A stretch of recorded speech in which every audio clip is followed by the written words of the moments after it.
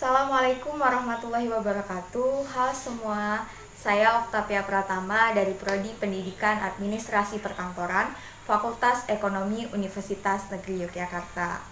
Pada kesempatan kali ini saya akan menjelaskan tentang kondisi ketenagakerjaan di Indonesia, khususnya pengangguran akibat pandemi COVID-19.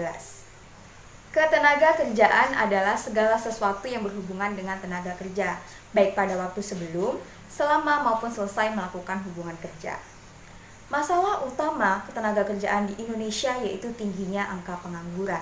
Hal ini disebabkan karena jumlah penduduk yang tinggi dan tidak diikuti oleh lapangan pekerjaan yang cukup. Begitu juga dengan rendahnya kualitas tenaga kerja dan pertumbuhan ekonomi yang menjadi faktor masalah pengangguran. Nah, selain faktor-faktor yang telah saya sebutkan sebelumnya, saat ini seperti yang telah kita ketahui bersama, sejak Maret 2020, Indonesia sedang dilanda pandemi COVID-19. Yang mana pandemi COVID-19 ini memberikan dampak pada hampir seluruh sektor kehidupan.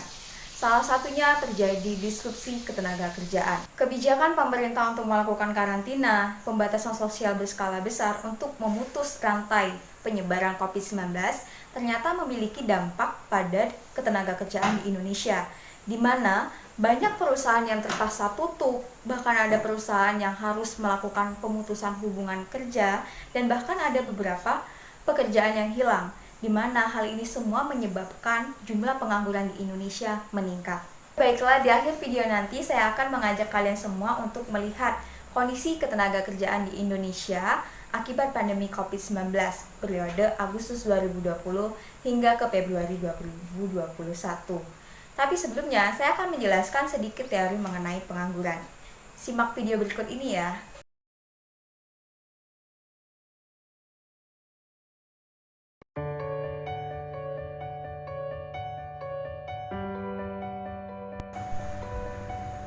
Halo semua, saya Oktavia Pratama dari Prodi Pendidikan Administrasi Perkantoran, Fakultas Ekonomi Universitas Negeri Yogyakarta.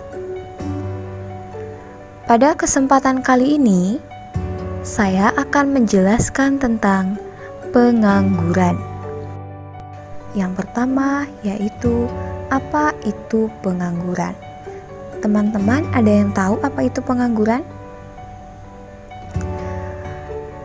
Nanga 2005-249 mendefinisikan pengangguran adalah suatu keadaan di mana seseorang yang tergolong dalam kategori angkatan kerja tidak memiliki pekerjaan dan secara aktif tidak sedang mencari pekerjaan.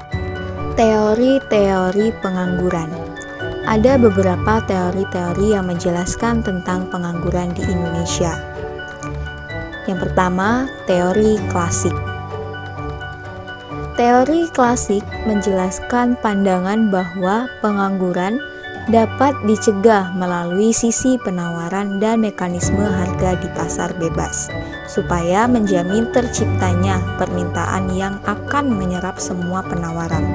Menurut pandangan klasik, pengangguran terjadi karena misalokasi sumber daya yang bersifat sementara, karena kemudian dapat diatasi dengan mekanisme harga di Darso 2004. Yang kedua, teori Keynes. Menurut teori Keynes, sesungguhnya masalah pengangguran terjadi akibat permintaan agregat yang rendah.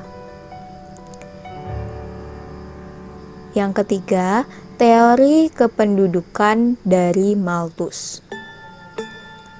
Teori ini menjelaskan bahwa semakin pesatnya jumlah penduduk akan menghasilkan tenaga kerja yang semakin banyak pula. Namun hal ini tidak diimbangi dengan kesempatan kerja yang ada. Karena jumlah kesempatan yang sedikit itulah, maka manusia saling bersaing dalam memperoleh pekerjaan. Dan yang tersisi dalam persaingan tersebut menjadi golongan penganggur. Dan yang terakhir, teori sosiologi ekonomi No Marxian. Teori ini menyatakan bahwa apabila semua proses produksi dan pemasaran semua terpengaruh oleh sebuah perusahaan raksasa saja, maka akan mengakibatkan perusahaan kecil mengalami kebangkrutan. Para pekerja yang bekerja dalam perusahaan tersebut menjadi tidak mempunyai pekerjaan lagi, kemudian akhirnya pekerja tersebut menjadi jenis-jenis pengangguran. Menurut penyebabnya, pengangguran dapat dikelompokkan menjadi 4 jenis sebagai berikut. Yang pertama, pengangguran friksional. Pengangguran friksional adalah pengangguran yang sifatnya sementara, yang disebabkan adanya kendala waktu, informasi, dan kondisi antara pencari kerja dengan pembuka lamaran pekerjaan. Para penganggur ini tidak ada pekerjaan bukan karena tidak dapat memperoleh pekerjaan, tetapi karena sedang mencari pekerjaan yang lebih baik. Kedua, pengangguran silikal.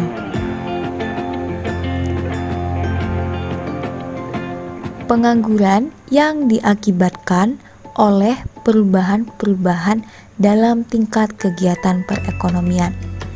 Ada masanya permintaan agregat mengalami penurunan. Kemerosotan permintaan agregat ini mengakibatkan perusahaan-perusahaan mengurangi pekerja atau menutup perusahaannya, maka pengangguran akan bertambah.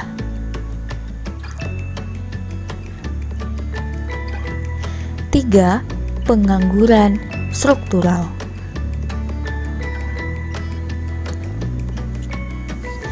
Pengangguran struktural adalah pengangguran yang diakibatkan oleh perubahan struktur kegiatan ekonomi.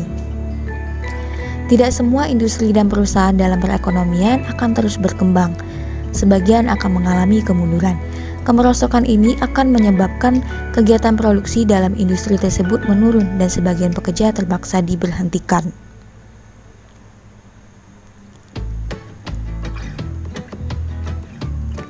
4. Pengangguran teknologi.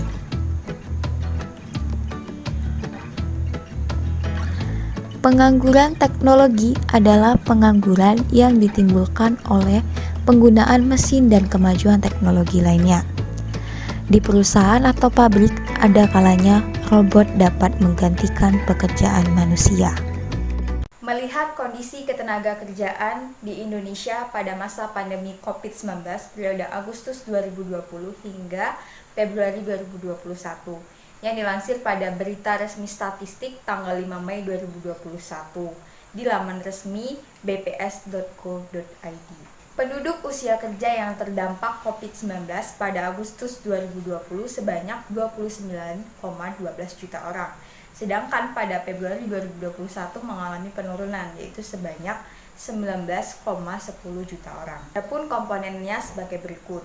Pengangguran karena COVID-19 pada Agustus 2020 tercatat sebanyak 2,56 juta orang. Sedangkan pada Februari 2021 mengalami penurunan sebanyak 1,6 juta. Selanjutnya, bukan angkatan kerja karena COVID-19 pada Agustus 2020 tercatat sebanyak 0,76 juta.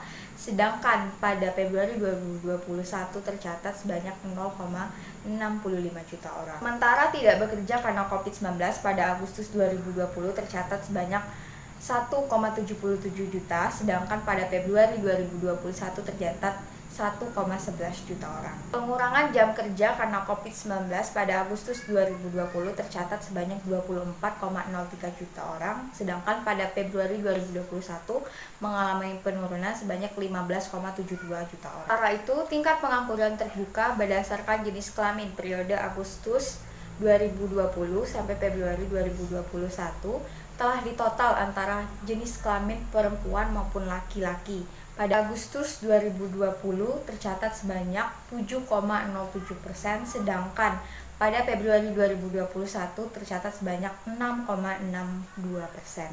Sedangkan tingkat pengangguran terbuka atau TPT berdasarkan provinsi pada Februari 2021 tercatat 5 provinsi dengan TPT tertinggi, yaitu yang provinsi yang pertama Kepulauan Riau, yang kedua Banten, yang ketiga Jawa Barat, yang keempat DKI Jakarta, dan yang terakhir yaitu Sulawesi Utara.